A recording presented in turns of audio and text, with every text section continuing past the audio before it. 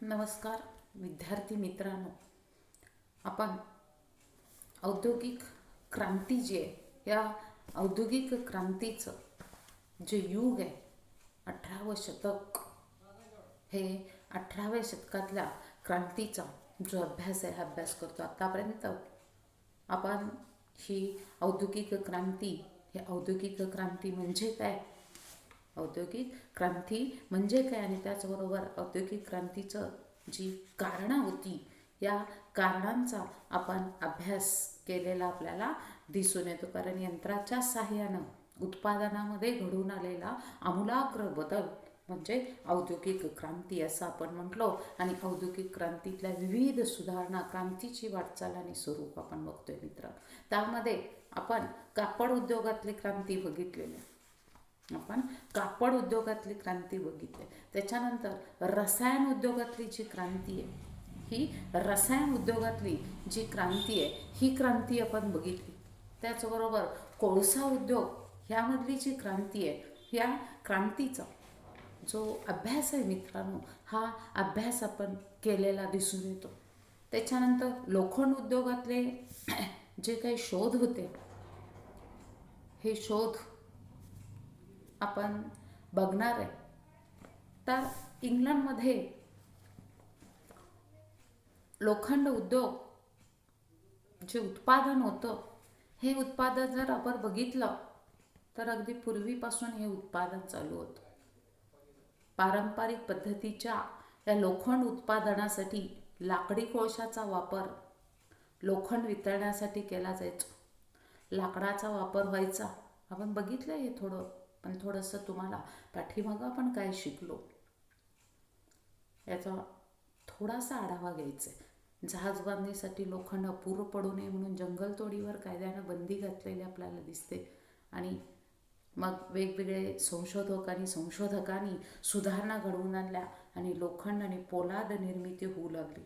विविध यंत्र, वाहतुकीची साधनं, आगबोटी, आगकाळ्या ह्या तयार होऊ लागल्या. आणि त्यामुळं इंग्लंडची औद्योगिक आणि आर्थिक प्रगती जी आहे, ही आर्थिक प्रगती वेगानं घडलेली आपल्याला दिसून येते.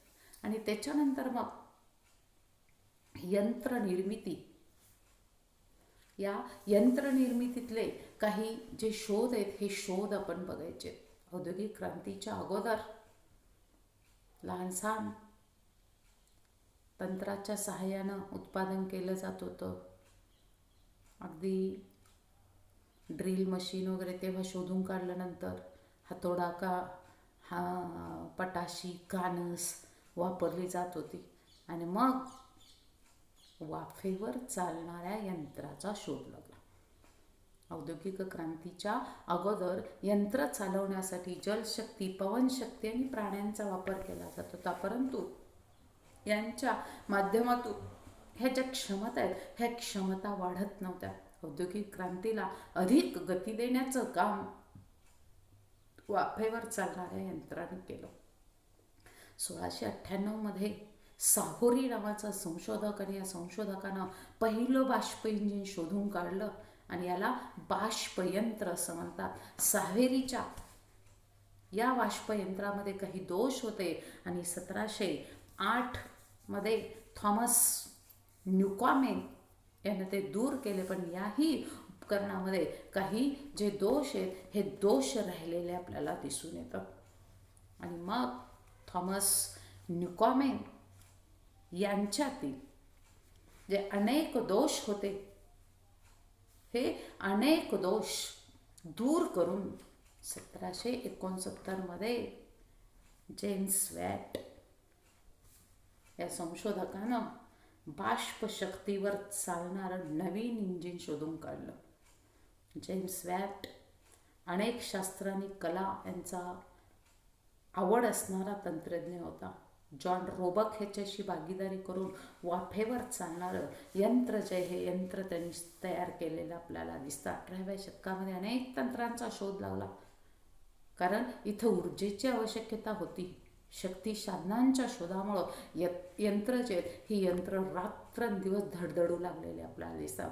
खाण व्यवसाय, कारखाने हे गतिमान झालेले होते. 1702 मध्ये सॅव्हरी 1712 न्यू कॉमननं बाष्प शक्तीवर चालणारं बाष्प पंप तयार केलं आणि खाणीमधलं पाणी काढण्यासाठी त्याचा उपयोग केला जाऊ लागलेला आपल्याला दिसतो. आणि जेम्स वॅट या संशोधकानं 1769 बाष्प शक्तीवर चालणारं इंजिन बनवलं. जेम्स वॅट यांच्या या क्रांतिकारी शोधामुळं त्यांना बाष्प शक्तीचा जनक असं म्हटलं जात असलेलं दिसून येतं. बाष्प शक्तीचा उपयोग जहाज, रेल्वे, खाणी, कारखान्यामध्ये तयार होऊ लागला आणि बाष्प शक्तीच्या शोधामुळं उद्योग व्यवसाय जे होते हे उद्योग व्यवसाय प्रचंड प्रमाणामध्ये वाढलेले आपल्याला दिसतात. बेंजामिन फ्रँकलिन आणि मायकेल फॅरेडे यांनी विद्युत शक्तीचा शोध लावला आणि या शोधामुळं कारखान्यांना प्रचंड शक्तीची ही शक्ती पुरवली जाऊ लागली. परिणामिता उत्पादनामध्ये वाढ झाली आणि औद्योगिक क्रांतीची ही औद्योगिक क्रांती गतिमान झालेली आपल्याला दिसते. पुढच्या काळामध्ये व्होल्टाजनं कोरडी विजेरी जी आहे ही कोरडी विजेरी बॅटरी शोधून काढलेली आपल्याला दिसते. मायकेल फॅरेडेनं विजेची मोटार आणि विद्युत जनित्र याचा शोध लावला. सर हेफ्री डेव्ही यानं खाणकामामध्ये वापरता येणारा सेफ्टी लॅम्प आपण बघितला, सुरक्षित दिवा शोधून काढला. म्हणजे बघा, ही जी शक्ती साधनं आहेत ह्या शक्ती साधनांच्यामुळं अवजड यंत्र जी होती ही अवजड यंत्र गतिमान झालेली आपल्याला दिसतात. आणि ज्यावेळी अवजड यंत्र गतिमान झाली तेव्हा औद्योगिक क्रांती जी आहे ह्या औद्योगिक क्रांतीनं जो वेग आहे हा वेग घेतलेला आपल्याला दिसून येतो. आणि मग ह्या वेगवेगळ्या शोधामुळे अखंडपणे विद्युत शक्तीच्या क्षेत्रातले जे शोध आहेत हे शोध लागलेले आपल्याला दिसून येतात. आणि अखंडपणे जी वीज आहे ही वीज निर्माण करणं सुद्धा तयार होऊ लागलेलं आपल्याला दिसतं. त्याच्यानंतर वाहतुकीचं जे क्षेत्र आपण घेतलं, या वाहतुकीच्या क्षेत्रामध्ये अनेक शोध आणि प्रगती झालेली आपल्याला दिसते. कारण औद्योगिक क्रांतीचा काळ आणि औद्योगिक क्रांतीच्या काळामध्ये वाढत्या उत्पादनाबरोबर वाहतुकीचं प्रमाण वाढलं. क्रांतीपूर्व काळामध्ये जर आपण बघितलं तर घोडा हेच वाहतुकीचं प्रमुख साधन होतं. परंतु वाढतं उत्पादन, वाहतुकीच्या सेवा कमी पडत असल्यानं उत्पादित माल कारखान्यामध्ये पडून राहू लागला. कच्चा माल उद्योगधंद्यापर्यंत पोहोचवणं आणि पक्का माल बाजारपेठेपर्यंत पोहोचवणं यासाठी नवीन वाहतूक व्यवस्था जी आहे ह्याची सुविधा उपलब्ध करून देणं गरजेचं असलेलं आपल्याला दिसतं. आणि पुढच्या काळामध्ये दळणवळण आणि वाहतूक शोधी जे क्षेत्र आहे ह्या क्षेत्रामध्ये जे क्रांतिकारक असे जे बदल आहेत हे बदल झालेले आपल्याला दिसतात. वाहतुकीच्या साधनामुळं कच्चा माल कमी खर्चानं कारखान्यापर्यंत आणता येऊ लागला, तर पक्का माल बाजारपेठापर्यंत पोहोचवणं सोयीचं झालं. आणि वाहतुकीच्या साधनातील प्रगतीमुळं औद्योगिकरण जे आहे औद्योगिकरण जलद गतीनं झालेलं आपल्याला दिसून येतं. आणि मग सगळ्यात महत्त्वाचं पहिल्यांदा रस्ते वाहतूक सुरू झाली. 17वं शतक आणि या 17व्या शतकाच्या मध्यापासून रस्ते बांधायला सुरुवात झाली. कारण क्रांतीपूर्व काळ जर आपण घेतला तर क्रांतीपूर्व काळामध्ये इंग्लंडमधले जे रस्ते होते हे इंग्लंडमध्ये रस्ते अतिशय खराब असे रस्ते होते. औद्योगिक क्रांतीच्या काळापर्यंत म्हणजे 18वं शतक आणि या 18व्या शतकापर्यंत इंग्लंडमधील रस्ते जे हे वाहतुकीसाठी योग्य नव्हते. म्हणून 17व्या शतकाच्या मध्यापासूनच रस्ते सुधारणा करायला सुरुवात झालेली आपल्याला दिसतात. आणि मग औद्योगिक क्रांती काळ आणि या काळामध्ये टेलिफोर्ड आणि मॅकॅडम ह्या संशोधकांनी पक्के रस्ते जे आहेत हे रस्ते तयार करण्याचं यंत्र शोधून काढलं. 1760 ते 1804 हा जो कालखंड होता मित्रांनो, या कालखंडामध्ये इंग्लंडमध्ये रस्ते बांधणीसाठी 450 कायदे केलेले होते. त्यावेळी 17व्या आणि 18व्या शतकामध्ये 450 कायदे होते. आज आम्ही बघितलं या खड्ड्यातनं त्या खड्ड्यात आणि कधी त्या खड्ड्यातनं पडू अशी परिस्थिती पावसाळ्यामध्ये होती. पण इंग्लंडमध्ये त्यावेळी 450 जे कायदे आहेत हे कायदे केलेले आपल्याला दिसतात. जॉन मेटकॉफ यानं चांगल्या प्रतीचे जे रस्ते आहेत हे रस्ते तयार करण्यासाठी अनेक सुधारणा सुचवल्या. 1811मध्ये जॉन मॅकडम आणि टेलफोर्ड यांनी रस्त्याचा पाया आणि रस्त्यावरलं पाणी जे आहे हे रस्त्यावरचं पाणी बाजूला करण्यासंबंधी सुधारणा केल्या. ह्या नव्या प्रकारच्या रस्त्यामुळे वाहतूक खर्चात वाढ होऊ लागली. 1839मध्ये चार्ल्स गुडियर या संशोधकानं रबर व्हल्कनाइज करण्याचं एक यंत्र शोधून काढलं आणि या यंत्राचा वापर करून रबरी टायर तयार करण्यात आलं. आणि गुडियरच्या टायरच्या शोधामुळं रस्ते वाहतूक जे हे रस्ते वाहतूक क्षेत्रामध्ये जी क्रांती आहे ही क्रांती घडून आलेली दिसते. आणि 1850च्या मध्यापर्यंत इंग्लंडमध्ये रस्त्यांचं जाळं जे होतं हे रस्त्यांचं जाळं निर्माण झालेलं आपल्याला दिसतं. या टेलफोर्ड आणि मॅकडम यांनी पक्के रस्ते तयार करण्याचं यंत्र शोधून काढलं. रस्त्यावर खडी टाकायची, ती रोलरच्या साह्याने दाबून ती टणक केली जायची आणि त्यावर डांबर टाकलं जायचं आणि पक्के रस्ते तयार केले जायचे. क्रांती काळामध्ये इंग्लंडमध्ये आणि या इंग्लंडचाच आदर्श घेऊन पुढं युरोपभर काय झालं तर रस्त्यांचं परस्पर पक्क्या अशा रस्त्यांचं जाळं जे हे जाळं उभारलं गेलेलं आपल्याला दिसतं. त्याच्यानंतर जलमार्ग वाहतूक क्षेत्रातली जी प्रगती आहे ही प्रगती बघतोय आपण. उद्योगधंद्यातल्या विविध सुधारणा. औद्योगिक क्रांतीच्या सुरुवातीला अंतर्गत जल वाहतूक नद्यांच्या माध्यमातून थोडीफार होत होती. कालवे काढणं किंवा जल वाहतुकीच्या ज्या सोयी आहेत ह्या जल वाहतुकीच्या सोयी वाढवून सुधारणा कराव्यात यासाठी फारसे जे प्रयत्न आहेत हे प्रयत्न झालेले नव्हते. औद्योगिकरणाच्या बरोबर वाढत्या उत्पादनासाठी स्वस्तातील वाहतुकीची गरज निर्माण झाली आणि 1761 नंतर कोळसा उत्पादनामध्ये प्रचंड वाढ झालेली होती. कोळशाची वाहतूक खर्चिक होती.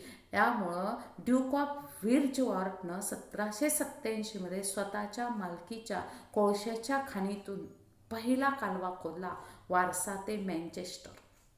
हा कालवा जेम्स ब्रिनले हा ब्रिटिश तंत्रज्ञ जो होता ह्या ब्रिटिश तंत्रज्ञाकडून काय म्हणतो आपण त्याला बांधून घेतला. 1777मध्ये सुरू झालेल्या टेंट अँड मर्सी कॅनॉल या कालव्याचं श्रेय ब्रिंडेलला दिलं जातं. पुन्हा मँचेस्टर ते लिव्हरपूल ह्या शहरांना जोडणारा एक कालवा बांधला आणि या कालव्यामुळं कोळशाच्या किमती कमी झाल्या, विक्री वाढली आणि 1830पर्यंत नद्या आणि कालवे मिळून 3600 मैलाची अंतर्गत वाहतुकीची सोय झाली.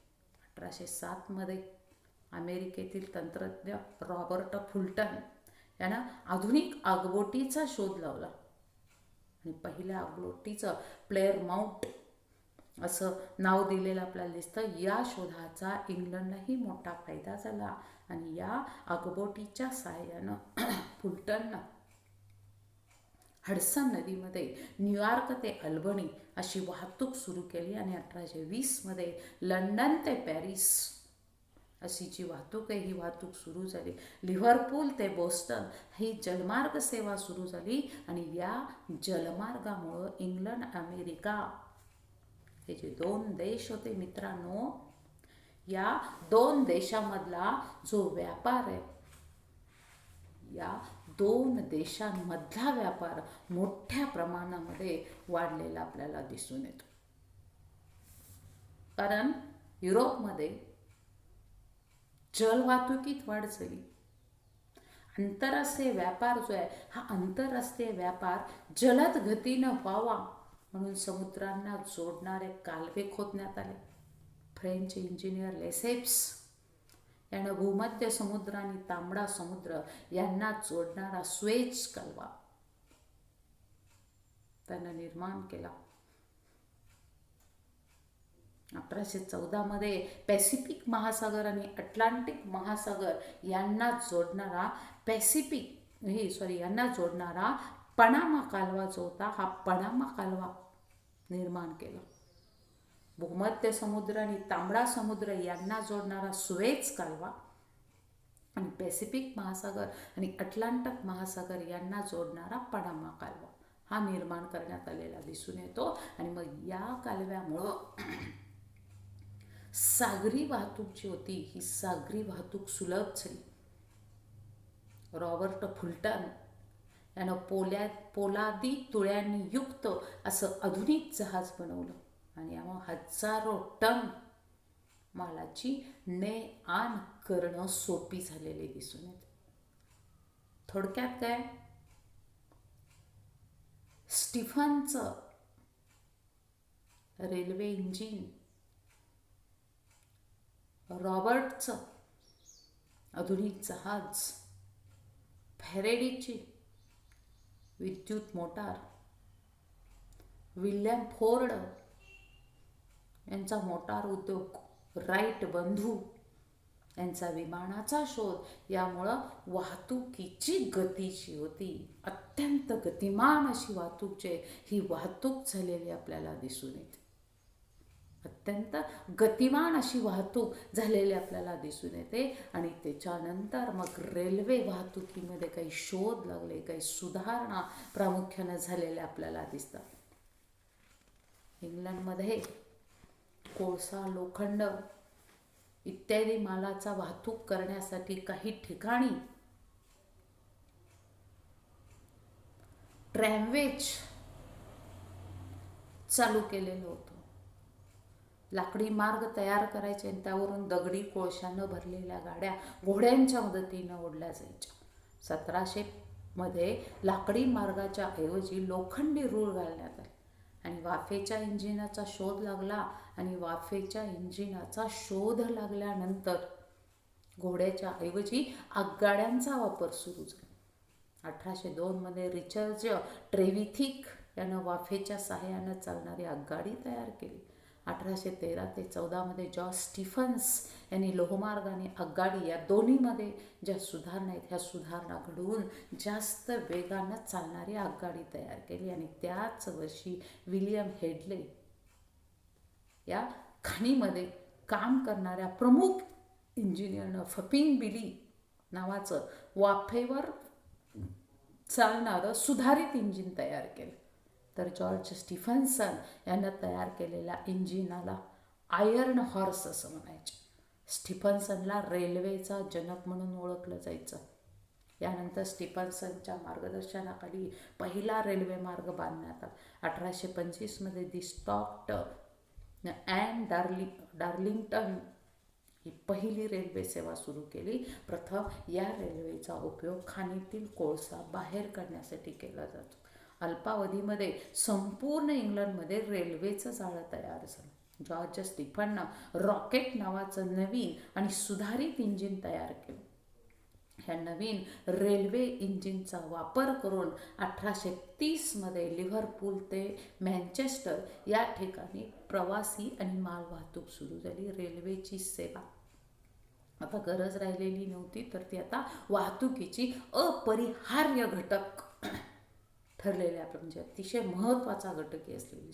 1830 पर्यंत 500 मैल लांबचे रेल्वे मार्ग तयार झाले. 1870 पर्यंत ही जी संख्या होती ही संख्या 15,537 मैलपर्यंत गेली.